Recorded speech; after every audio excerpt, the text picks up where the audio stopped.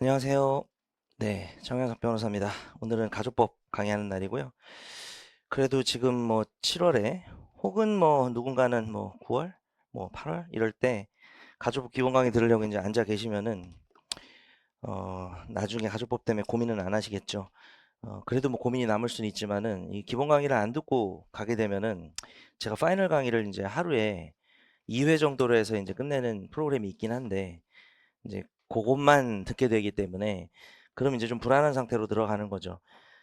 그렇지만 이제 파이널 강의에서도 제가 이제 그런 분들이 계신다는 걸 알기 때문에 그런 분들이 대단히 위험하지만 뭐 그래도 제일 높은 확률로 대비를 할 수 있게 좀 생각을 할 때 이제 고민하는 부분이 있어요. 그 고민 요소를 지금 기본 강의 듣는 여러분들이 같이 좀 공유할 필요가 있지 않나 하는 생각이 들어서 말씀을 먼저 드리면 일단 결국 선택형의 네 문제, 뭐 네 문제에서 다른 데 지문이 좀 섞여 버리면은 쪼끔 더 나올 수도 있고 온전하게는 딱 세 문제 나오고 뭐 좀 지문이 퍼져 있어서 네 문제가 쪼끔 안 되는 해도 있었던 것 같긴 한데 이 선택형 네 문제를 다 맞히자라는 게 일단은 하나의 목표가 될 거고 근데 인제 사실 그 부분은 만약에 막판인데 내가 가족법을 못 봤어. 여긴 사람들한테 할 얘기는 아니에요. 지금 기본 강의를 듣는 사람들은 그런 고민 안 할 것 같긴 한데 아니면 기본 강의만 딱 듣고 그냥 시험장 갈 때까지 한 번도 못 봤어. 뭐 그런 상황에서 내가 뭐 형소법이 빈다든지 아니면 뭐 헌법이 빈다든지 뭐 상법이 빈다든지 민법 민소는 안 비겠죠. 그래서 뭐 그런 부분들이 문제가 됐을 때 가족법을 버려야지 어떡하겠어요. 내가 그 선택형 그거 네 문제 맞추겠다고 뭐 형소법의 뭐 절반이 지금 부실한데 그거 가족법 볼 거예요? 그럴 수는 없는 부분이죠. 그러니까 사실 여기는 좀 지금부터 조금 여유 있게 대비를 하시면은 이제 다 맞출 수도 있는 거고 안 되면 나중에 완전히 버리는 건 아니고 작년 같은 경우에 제가 이혼 재산 분할이 안 나올 수가 없다고 했어요. 그 OT에서 얘기를 합니다. 내년에 이혼 재산 분할은 나오지 않을 수가 없다. 객관식에. 그럼 뭐 그것만 본다든지 나왔잖아요. 올해 그죠? 왜냐면 재판도 쌓였고 뭐 3년인가 4년인가 내일 기출 분석표가 나갈 텐데 이 수업에 뭐 그건 너무 과학적인 거예요. 너무 과학적인. 가끔 이제 안 맞을 때도 있죠. 뭐 한 3년 안 나왔는데 또 안 나왔네? 그럼 이제 그다음 확률은 뭐 90% 이상으로 올라가는 거죠. 그래서 올해도 이제 그런 얘기를 좀 기본 강의에서도 하고 파이널 강의에서 그런 얘기를 좀 해줄 거거든요. 그럼 이제 그냥 여기 있는 지문만 외우자. 눈에 잘 안 들어오죠. 12월인데 이제 다른 과목도 대단히 컴팩트해야 되는 시점이기 때문에 그래서 이제 그 부분은 조금 여러분이 선택을 해야 될 수 있다. 그래서 선택형을 다 맞출 거냐? 두 개는 무조건 맞추자. 뭐 이렇게 지금부터 좀 여기 앉아 있는 분들한테 할 말은 아니에요. 지금 앉아 있는 분들은 네 개를 다 맞추자는 목표를 가져야 되는 부분이라고 생각을 하고 그런데 이제 훨씬 더 중요한 게 있습니다. 이 가족법 강의에서 정말 정말 중요한 게 있어요. 사례 기록으로 출제될 수 있는 주제죠. 그걸 제가 명확하게 한정을 할 거고요. 대부분은 상속법에 있긴 합니다. 그러나 친족법에서는 사례가 가능하다라는 걸 잘 체크해 놓으셔야 돼요. 근데 그 부분이 어그러지면 점수가 크게 나가고요. 그것만 뭐 10점짜리 15점짜리 나가는 건 뭐 그렇다 쳐요. 우리가 뭐 10점 15점짜리 나가는 어제 오늘 일도 아니고 뭐 나갈 수 있어요. 시험 보다가 다 나가도 붙을 수 있거든요. 근데 이제 몇 회 변호사 시험에서 그런 일이 좀 있었죠. 다행히 그때 완벽하게 적중을 해서 뭐 들으신 분들은 문제가 큰 문제는 없었지만 제가 강의를 시작할 때쯤 나왔던 변호사 시험, 그러니까 제가 찍을 수가 없었던 걸로 기억을 하는데 상속 포기에 대한 해석을 잘못하면 이제 뒤에 법정상권이 다 날아가는 문제가 변호사 시험 사령이 나온 적이 있고요. 그 다음에 아직까지는 변호사 시험에서 그 이후로는 그러니까 게이트라고 제가 부르죠. 상속법을 잘못 이해하면 뒤에가 완전히 날아가 버린 재산법 공부한 게 소용이 없어지는 그런 거 중에 아직까지도 저는 진모에 계속 내고 있는데 변호사 시험에 이제 안 나왔던 부분이 이제 아마 8월 하순에 중순부터 여러분이 저랑 진모를 하게 되면은 그런 문제를 이제 두 개 정도는 내는데 이제 공유랑 연결하는 부분이겠죠. 그죠? 대습상속이냐 본인상속이냐 상속 결격이 된 거냐 안 된 거냐 포기가 된 거냐 안 된 거냐에 따라서 이 자녀나 배우자 이런 사람들이 뭐두 명이서 같이 뭐 임대하자 이랬는데 이게 과반수냐 소수냐는 뒤에를 빵점으로 만들어 버리거든요. 그래서 그런 것들은 아예 누락이 그러니까 빈틈이 없으셔야 됩니다. 그래서 그 상속법을 들을 때도 어떻게 보면 모든 과목이 그렇지만 그리고 저희 모든 강의가 그렇지만 강약 조절이 가장 심한 게 가족법이 아닌가라고 생각을 합니다.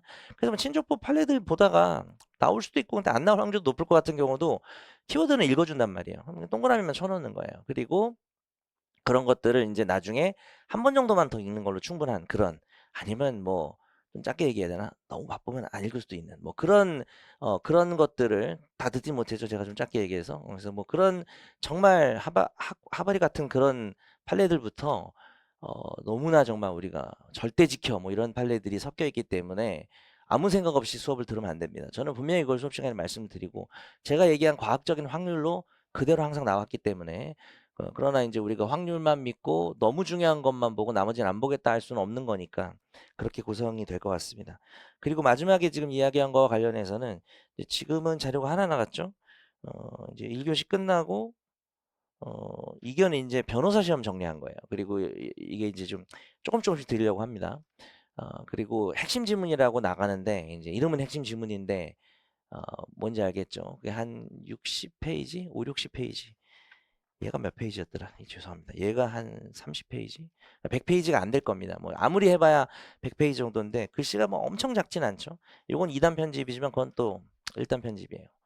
그게 이제 여태까지 나왔던 모든 지문이에요. 모든 지문. 그 뭐 중복되는 거는 제가 뭐 하나로 하면서 말로 그냥 이건 중복 많이 됐다라고 얘기해 줄 거고 핵심 지문에서 이제 밑줄이 번호에 돼 있는 거는 작년하고 재작년에 나온 지문. 이제 또 완벽하게 될 겁니다. 근데 그거를 수업 중간중간에 풀어요. 그래서 이게 지금 작년에 보강을 한번 하긴 했거든요. 7회를 했는데 올해 안 해보려고는 하는데 뭐 최대 1회 정도일 거고 아마 보강을 특히 지금 이 가족법 시즌에 종합반이 막 트리플에 더블에 뭐 난리도 아닌 거는 알고 있어서 그렇게 하여튼 진행을 그래서 더블 아닌 시점에 보강을 하면 괜찮지 않아요? 그것도 안 되겠죠. 그래서 한 번 정도는 이제 할 수는 있는데 그 가족법을 무슨 7회나 하냐 6회냐라고 생각하실지 모르겠지만 이거 다 풀어주거든요. 제가 이 수업 시간에 객관식을 거의 다 풀어요. 한 90% 이상 풀거든요. 이거 뭐 올해부터는 좀 스킵을 해야 되지 않을까 그런 보강도 안 할 수 있긴 한데 정말 다 읽어요. 다. 그럼 무슨 얘기냐면은 수업 시간에 수업을 하고 거기 나오는 지문을 풀기 때문에 그거를 잘 활용하셔야 돼요. 제가 그렇게 수업하는 건 가족법밖에 없거든요. 왜냐하면은 한번 객관식 맞추려고 읽는 거잖아요. 아까 말한 그 우리의 거대한 가치, 그거는 절대 가치고 걔를 빼고 말하면 객관식만 맞추면 되는 거 아니에요? 결국 가족법 막 짜증나고 후견이 뭐 후견 내가 해보지도 않았고 내가 후견을 당해보지도 않았는데 그거를 외우려니까 너무 힘들 수 있잖아요. 근데 결국 이거만 맞추면 돼요. 거기에다가 이제 최판이 좀 추가가 되는 거죠. 근데 최판은 최판 강의에서도 강조가 될 거고, 그래서 이게 아주 중요한 기준이 될 겁니다. 수업하고 풀고 하루에 이제 뭐 한 교시 정도나 반 교시 정도를 이걸 풀 텐데, 그때 이제 열심히 집중해서 내용을 들었다가 아까 들은 내용이 이렇게 나오는구나를 체크하시고 바로 보는 거니까 일단 기억에 남겠죠. 그거는 좀 감안을 하셔야 되는데 바로 본 건데도 좀 걸린다 이런 지문들이 걔들만 표시해 놓으면 되잖아요. 나중에 이제 한 번 정도 보면 될 것 같고 마지막으로 늘 모든 수업에서 얘기하는 거지만 특히 가족법 같은 경우에는 여러분이 저랑 이번에 수업하면서 보시고 시험 볼 때까지 2번 보면 많이 보는 거거든요. 예, 그러니까 그런 생각을 하셔야 되니까 들을 때 표시를 좀 잘 하셔야 된다는 생각도 그런 말씀도 좀 드리겠습니다. 그리고 아까 말한 것처럼 가족법 할 때 좀 학원 일정이 좀 많고 뭐 단과반분들이나 인강은 뭐 상관이 없는 얘기일 수 있지만 뭐 그분들도 마찬가지고 특히 이제 더블 트리플 하시는 분들은 수업에 좀 집중을 해서 근데 뭐 젠장 트리플이면 졸려가지고 수업에 집중하기가 아침부터 쉽지는 않겠지만 집중을 좀 하셔서 여기서 좀 끝내고 복습은 뭐 1시간 정도 하거나 왔다 갔다 하면서 하는 식으로 정말 이것만은 놓치지 말자라고 했던 것만 좀 보는 식으로 하셔도 뭐 나쁘지 않을 거라고 생각합니다. 그리고 이제 뭐 진모 때나 파이널 때 한 번 정도만 본인이 한 이틀 정도 잡아가지고 한번 1회독을 완벽하게 해주고 그다음 파이널 강의 듣고 그러면 끝일 것 같아요. 그 파이널 강의 들을 때는 전날 내가 꼭 봐야 되는 게 있나 하는 것만 좀 표시해 놓고 그러면 이제 괜찮아요. 이제 이거는 잘하셔야 돼요. 너무 열심히 한다고 좋은 것도 아니고 가족법은 아까 말한 그 절대 가치를 좀 지켜주시면 좋을 것 같습니다. 그 1교시 끝나고 개정 작업 추록 작년 반에 대한 추록이 나갈 텐데 언제나 그렇지만 100% 반영된 건 아닌데 추가된 판례는 거기 다 있어요. 근데 그게 가족법인데 무려 13페이지예요. 막 줄여서 했는데도 판례를 제가 좀 추가를 많이 했어요. 22년, 23년 판례 중에서도 뭐 객관식은 뭐 제가 안 한 게 나와가지고 뭐 그걸 추가한 건 뒤늦게 추가한 건 아니고 그냥 22년 좀 전체적으로 제가 한 3년 주기로 이제 한번 봅니다. 그래서 최판을 넣었다가도 이거 좀 더 넣자 해가지고 좀 넣은 것도 있고 내년도 변호사 시험에 사례 기록에 나올 것 같다는 느낌이 드는 24년 판례도 새로 들어간 게 있고 하니까 책을 뭐 비싸지 않으니 그냥 구매하는 것도 좋은 방법이고